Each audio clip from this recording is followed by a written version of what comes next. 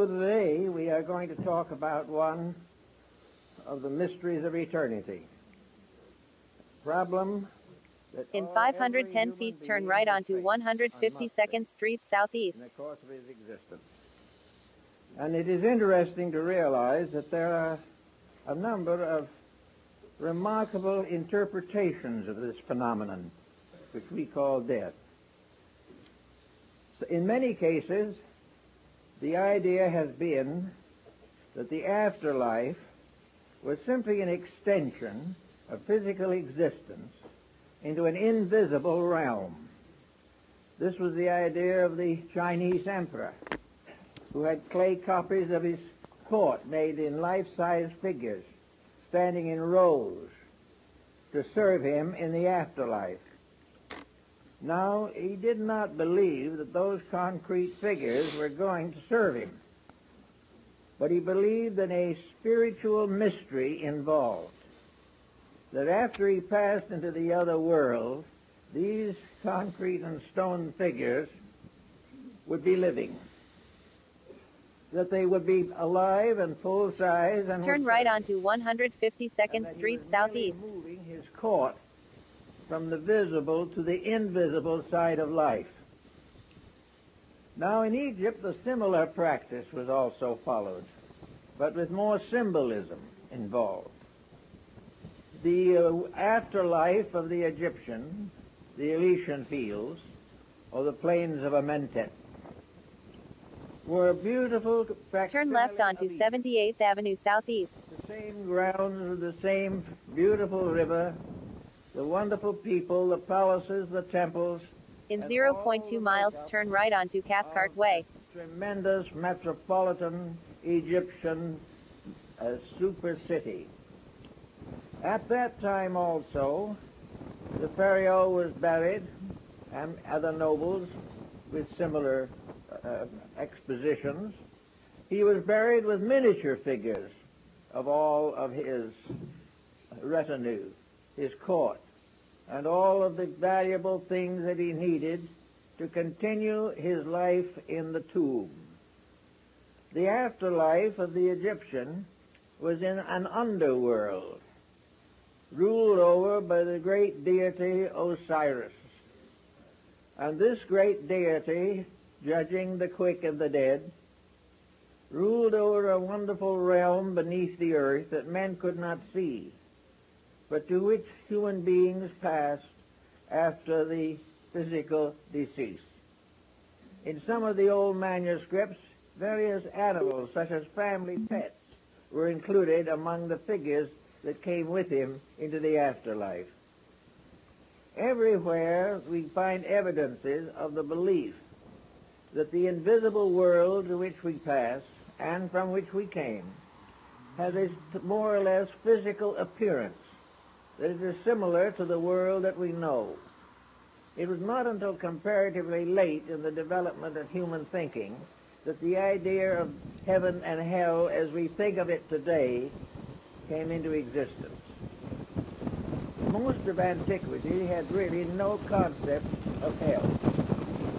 They did not have any of that Danteesque mystery that we find in the beautiful but morbid paintings of Gustave Doré.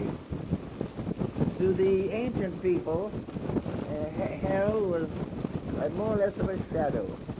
They did not believe they were bad enough to deserve it in the first place, and they were perfectly willing to face a world that went on into a realm beyond ours. The Greeks, for many centuries, believed that there was no afterlife except in the ghost world. The ghosts of the dead continued forever. This did not meet with the approval of minds such as Pythagoras and Plato and Aristotle, and modification began at a comparatively early date. Among the Egyptians and Phoenicians, the invisible world was so visible and so real that you continued in your various pursuits as you had lived them in life. If you had plowed a field while alive, you would have a field to plow in the afterlife. And there is one story about a very honest moneylender who had never cheated those who borrowed from him. He was a very good man.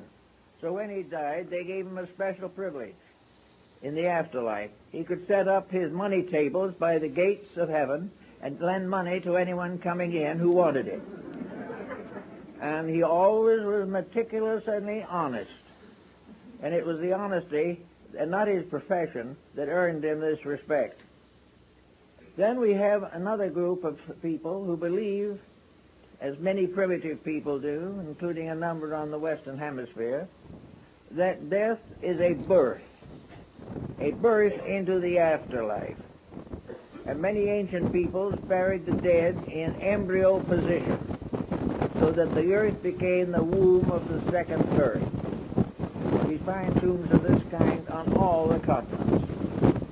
We also have evidences that many of those who lived before us, at least, had a consciousness of being able to travel in the afterlife while they still lived.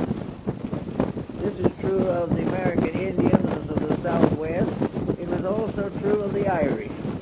The Irish perfectly believed that certain of their sages and saints could go into the afterlife, and that they would be welcome there, and they could bring back messages for those who needed guidance or assistance.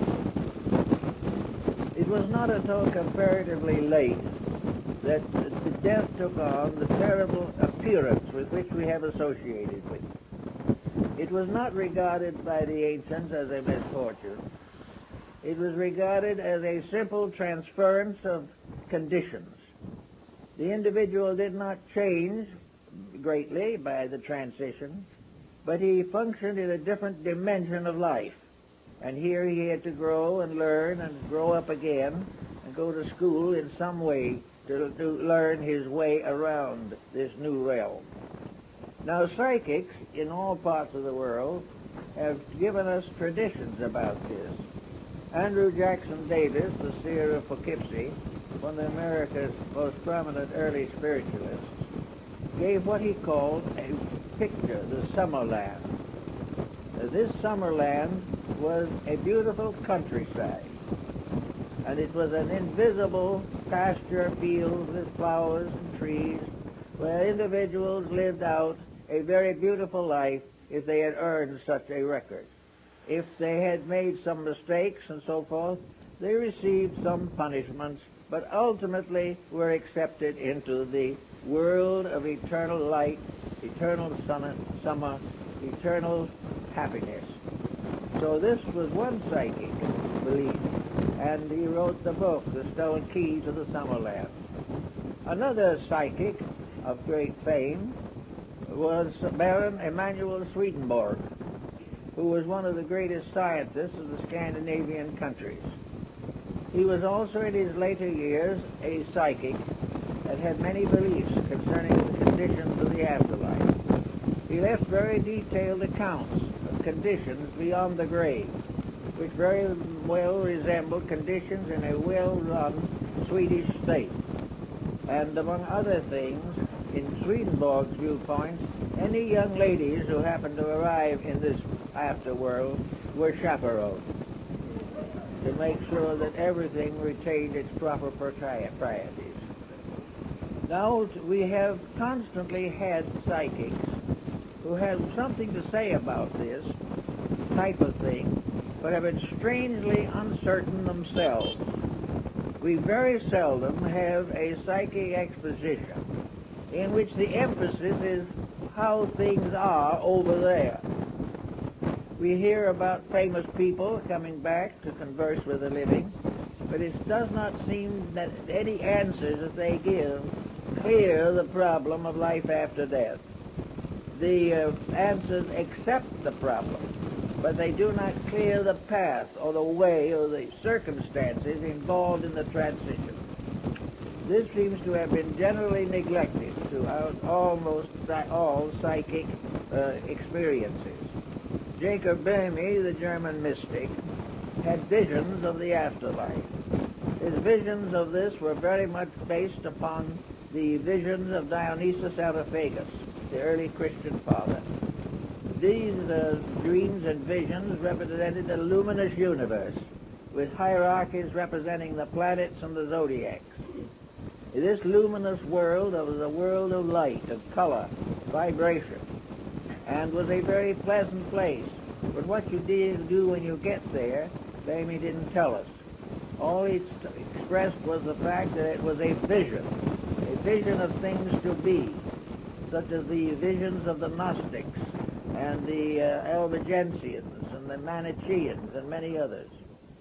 Each religion of the world has its own concept of paradise, where it is and what it is. There seems to be very little, however, detailed study of the subject. Now, let's go back to our own problem here. Supposing we assume for a moment at least that this world that we live in now can be considered as a basic example of something, an example that it is hard to deny, an example which might tell us a lot if we consider it carefully. We know that life here begins with pain, begins with trouble. That most existence that we have here passes through stages of troubles and infirmities. That it only lasts for a certain length of time, and then in one way or another we depart. But there are a lot of things to think about in this. Why is this world, which was given to us according to Scripture as a God, why did it get to be so troubled? Why is this planet that presumably was invented, devised, or created for the purpose of allowing or enabling human souls to grow? Why has it been in trouble since the very beginning? Why has this growth consisted principally of war and crime? Why does everyone who comes into this world apparently come into a sphere of sickness, disease, sorrow, and death? Is this part of a plan, or is this something that shouldn't be but got to be from other causes? Let us assume for a moment that the person living in this world is living in a highly conditioned condition, which he has probably, in one way or another, caused for himself. In other words, it was not intended that birth should be a problem of great pain, that the growing up and living through the various intensities of life would be an endless cause of suffering and mental anguish, or that sickness would dominate the careers of many, and that very often both birth and death were painful experiences. Is this due to the fact that such was nature's intent? Or is it due to the fact that humanity, in one way or another, has tried to take over nature, has tried to rule nature rather than obey it, has tried to create its own laws, and has set up a human autocracy in the midst of a divine one? It seems as though there is much to indicate that the troubles that we have are mostly not the result of the way nature put things together, but the way that we have readjusted and dodged them from one condition to another. We have juggled these factors, and we have mixed them up so badly that we have ended up with crime and war. Suppose, for example, the human being had not made these mistakes. Supposing he had obeyed the laws of life as they were given to him and revealed again and again through his sacred writings and the wisdom of his sages. We would say the human being was born in peace and in consolation, that there was no back heredity, there were no deformities, there was no hereditary sickness, disease, emotional incompatibilities, broken homes, from which the individual had to come. Suppose that was eliminated. The result would be a very different type of person. A person not necessarily wise, but a person endowed with the natural gift of the world in which he lives. He would be endowed with the simple fact that he could exist happily and comfortably, and for the most part in good health. Now, most of our problems probably arise basically from bad health. We become toxic or disturbed emotionally, We gain all kinds of problems which we assemble and struggle with, and we find that this span of 60, 70, 80, 90 years through which we pass is largely a confusion caused by ourselves. And two aspects of that confusion that come into focus with us at the moment are, due to this confusion, birth is painful. And due to this same condition, death is painful. Now, it's not necessarily true that that was what was intended, but that is what we have done about it.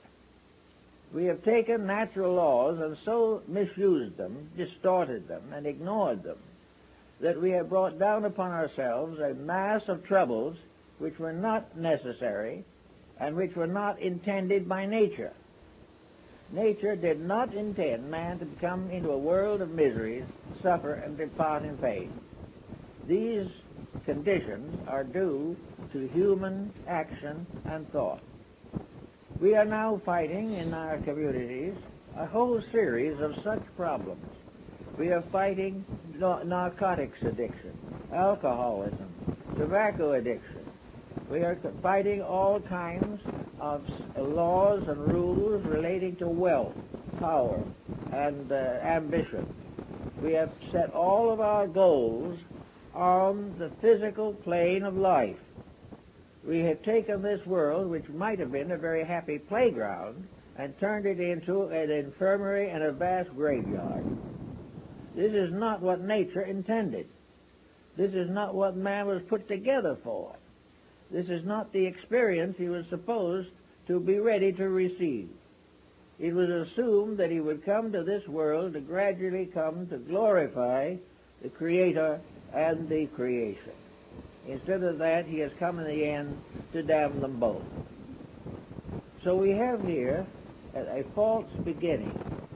And with a false beginning, we also have to go back a ways, because this false beginning is of the sins of the fathers unto the fifth and sixth generation.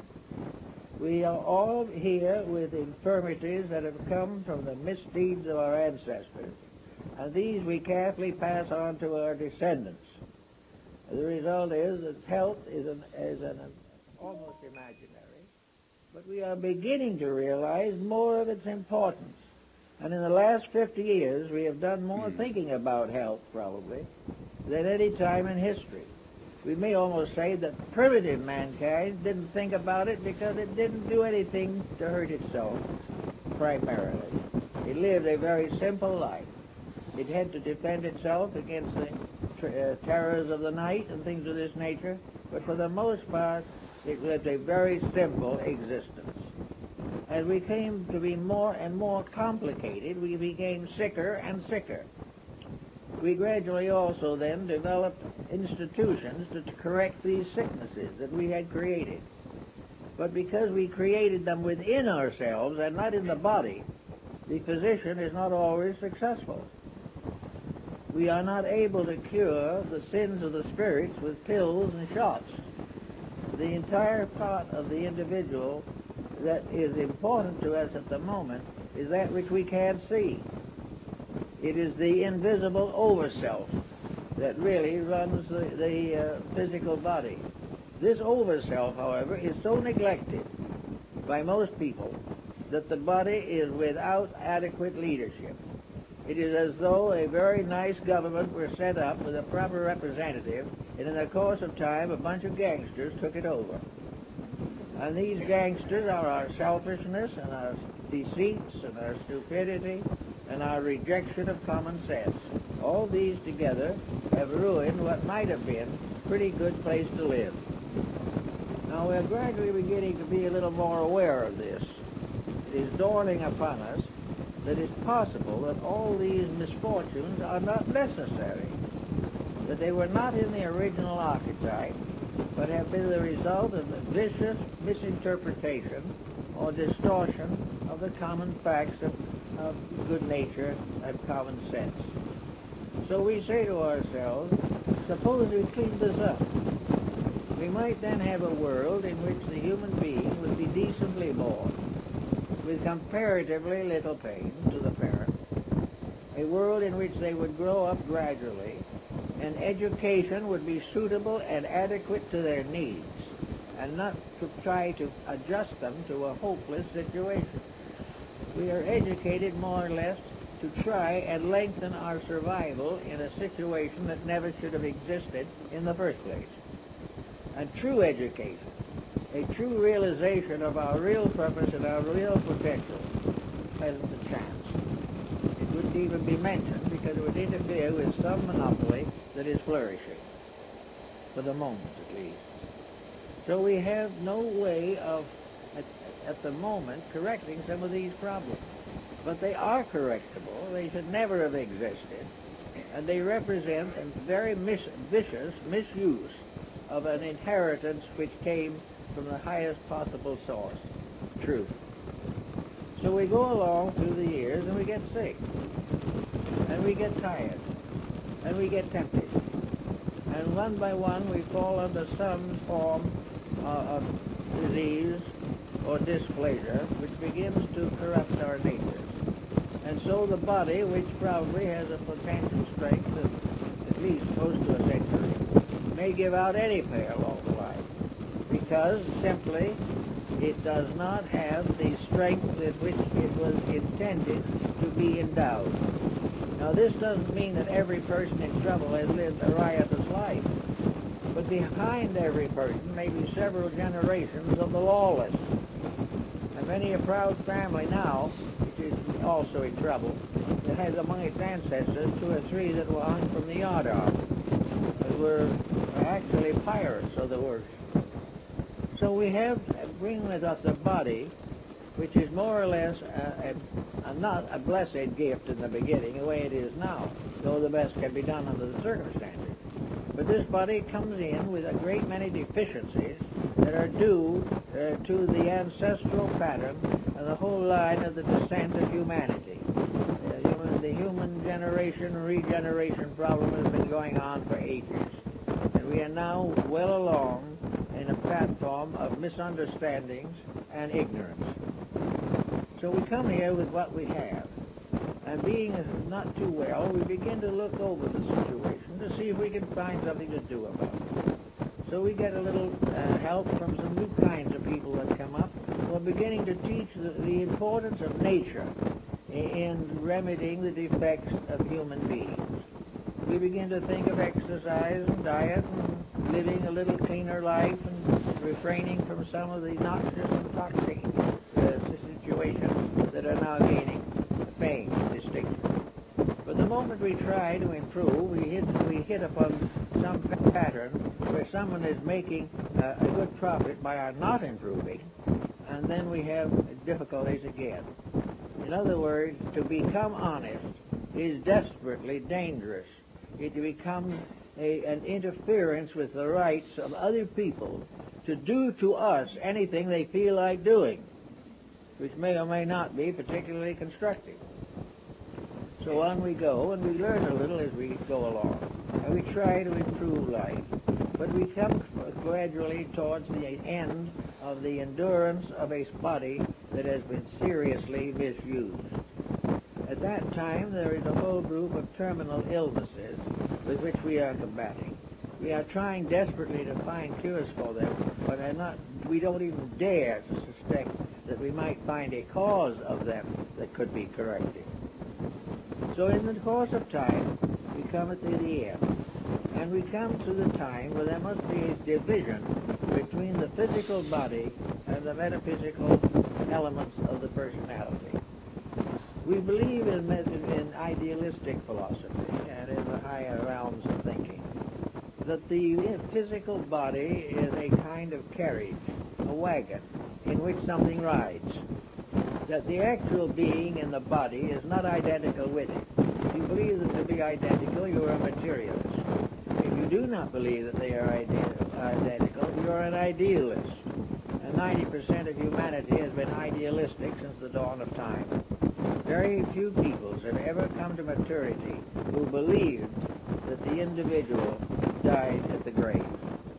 Nearly everyone has had some philosophy of survival. And without this philosophy of survival, there seems to be no incentives to rise above the misfortunes of the present state. In other words, if you're miserable here, but you do the best you can, perhaps somewhere else you're going to get a better chance. Many nations have also gradually developed the concept of reincarnation as an answer to the infinite problem pattern of growth.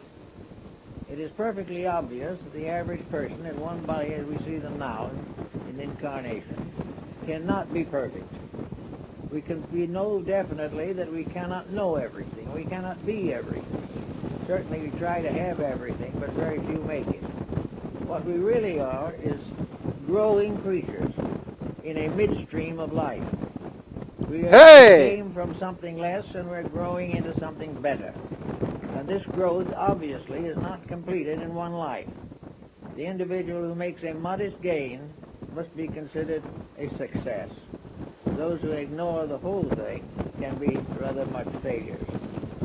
So not being able to be perfect now, the doctrine of reincarnation comes in, and is probably now accepted by something like a third of the population of the earth. It is believed because it is the most reasonable answer to a long-range plan in nature. It is also the only description or the only solution that rewards sincerity and helps the individual to outgrow his own weaknesses and infirmities. If reincarnation is a truth, then comes another question, which is related to the original one. If this is true, where is the being when it is not incarnate? The Oriental peoples take the ground that incarnations are normally and honorably about 1,000 years apart. Under certain conditions, these figures can be modified and changed, and in cases of very advanced persons, the time is shorter. This is because they are more needed here to do the things that there are not too many available to accomplish. But if we have the reincarnation, where is the individual between incarnations? There have been discussions of these at the time, and someone says they may be in Devakan, or someplace in the heavenly world, or according to Ptolemy, up somewhere in the zodiac. But these are very faint and uncertain indications. There does not seem to be any real map of the life cycle other than a diagram and words. The experiences involved seem to be very hard to trace, and most even students of the subject have not been successful in creating a vivid or living image of the situation. So we have to wonder a little bit about what is the other side of this coin. Where and what are the invisible parts of nature? Flood, the Rosicrucian mystic, and several others have speculated carefully upon this, and they followed the idea or viewpoint that man is composed of a series of bodies, that he is not just a physical body, nor is he just a physical body and a spirit. He is not a physical body and a ghost. He is a compound creature constructed internally to function in more than one dimension of space. We have one dimension here which we function with. But even when we're functioning here, there is evidence every day that there is something more than function occurring within us. The individual is more than a body.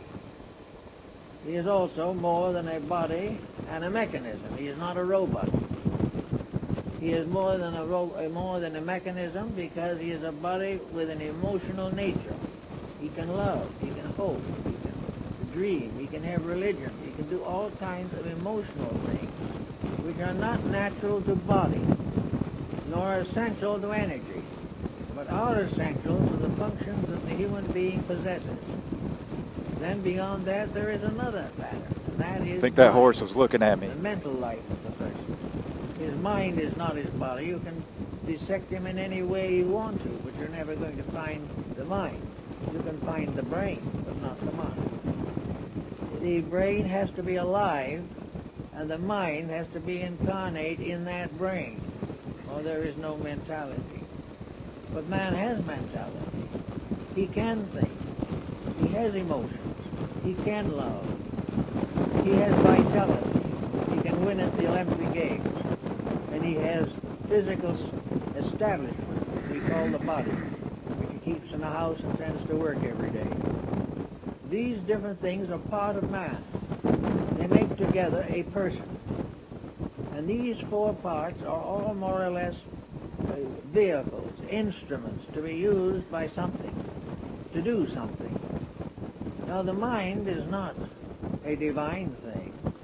It is simply a dimension of existence necessary to thinking. But thinking is not the highest faculty of man. There are all other kinds of higher faculties. And most of all, this whole chain of bodies, like beads, this chain is strung of many beads upon a single thread, as Emerson tells us. And that this thread he calls the overself, or the soul. Now the soul seems to be the master of the mystery. The soul seems to be that thing. Uh-oh. Out of range, apparently.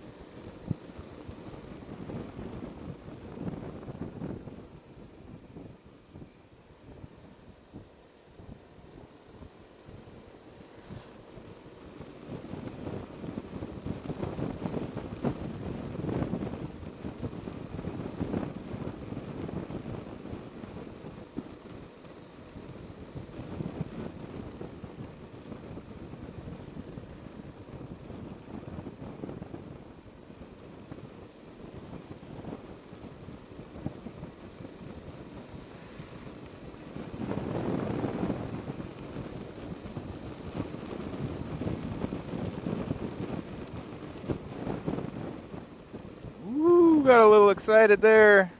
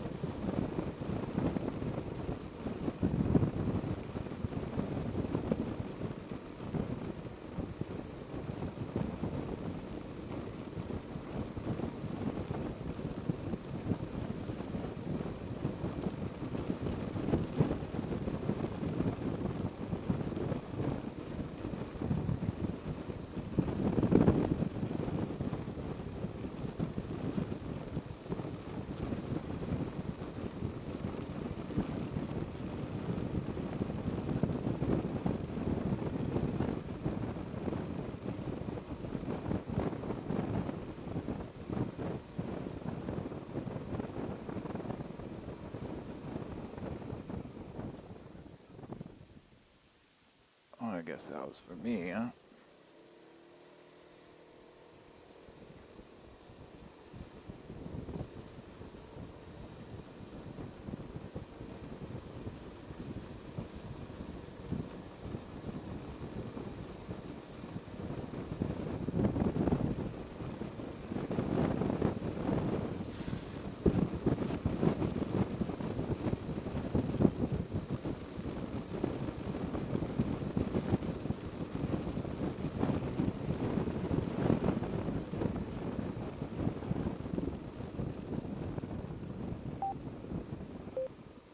Open YouTube. Open YouTube.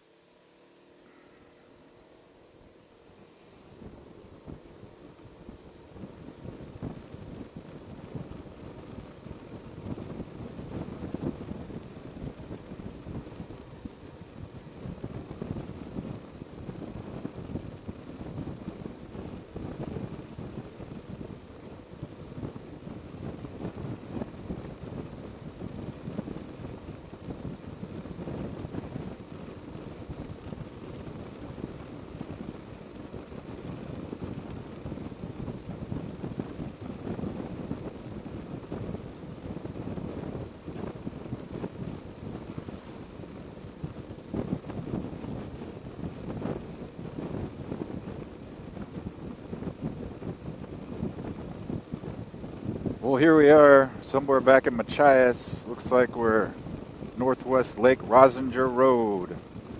Haven't really ever been out this way, but it's a good road, nice and curvy. It's dry today, which is good.